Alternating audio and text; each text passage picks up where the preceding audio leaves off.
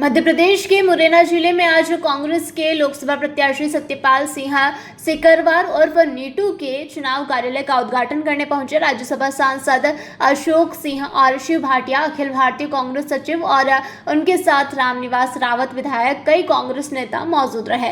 वहीं प्रधानमंत्री के होशंगाबाद के बयान पर शिव भाटिया ने कहा कि आग तो लगी हुई है, किसी ने कुछ नहीं ऐसा कहा, आग तो ऑलरेडी लगी हुई है।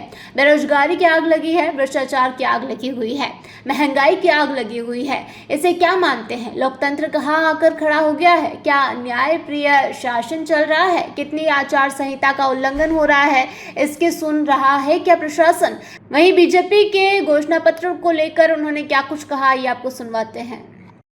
किसी ने कुछ नहीं ऐसा कहा। आग क्या लग जाएगी? आग तो लगी हुई है ऑलरेडी।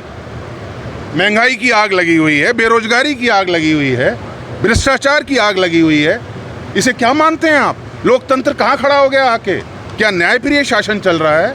न्याय को मानते हैं? कितनी आचार संहिताओं का उल्लंघन हो रहा है, उसका क्या क्या संज्ञान ले रहा है क्या प्रशासन? कितनी कंप्लेंटें जा चुकी हैं? कोई सुनने को तैयार है?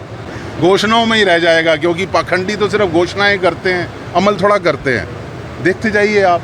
क्या 2 करोड़ नौकरियां मिल गई? क्या पेट्रोल 60 का 120 हो गया? जिसको 30 की बात करते थे वो हो गया? क्या महंगाई कम हो गई? 60 रुपये का तेल 200 रुपये पार हो गया। खाने का तेल जो गरीब आदमी भी खाता है। मैं किस किस की कितनी लंबी लिस्ट बोलूँ आपको? काहे की घोषणाएं? नहीं, कांग्रेस दिखती सब जगह पे है, दिखाते नहीं हो आप लोग। जिस दिन आप दिखाना शुरू कर दोगे तो कांग्रेस की आवाज़ दबेगी नहीं, ये सरकार को उखाड़ के फेंक देगी। आप हिम्मत करिए दिखाने की, समझाने की और सुनाने की पब्लिक को। जिस दिन आप सुनाने लग जाएंगे हमारी आवाज़ को, उस दिन देखिए क्या हाल होगा। डर से बाहर आ जाइए। राहुल जी ने हमेशा कहा है, डर में जीवन नहीं है, लड़ना है तो बाहर निकलिए। समय होता है, ये विशेष सर्कल चल रहा है। समय बता देगा आपको इसका जवाब। मैं तो सुफड़ा साफ मान रहा हूँ इनका, अगर चोरी नहीं हुई मशीनों में तो।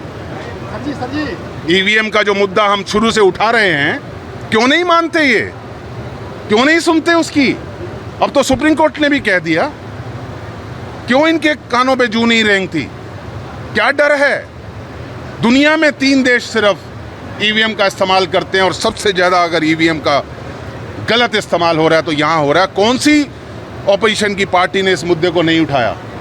तो भाई चोरी, वो कहते हैं 400, तो जिसने चोरी करनी है उस पर फिक्र थोड़ा रहती है। मैंने कहा तो है, जब पतझड़ आती है तो सूखे पत्ते भागते हैं। ये कह रहे हैं क्या कार्रवाई करो? कार्रवाई क्या करनी है? जो चला गया वो चला गया, उसकी वो क्या कार्रवाई करनी है? हम अपने कार्यकर्ताओं का की तरफ देखेंगे ना, जो लड़ाई लड़ रहे हैं आप खून पसीने की। आप याद रखिए, पिछली बार भी 11 करोड़ में से 5 स्टेटों के चुनाव हुए, कांग्रेस को 5 करोड़ वोट मिले।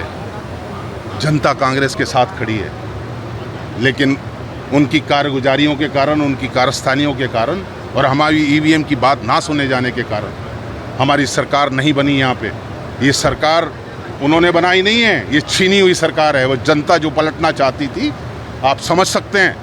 अगर सरकार बन जाती है तो नोटों के बल पे सरकार पलट दी जाती है। ये तो सबके सामने है।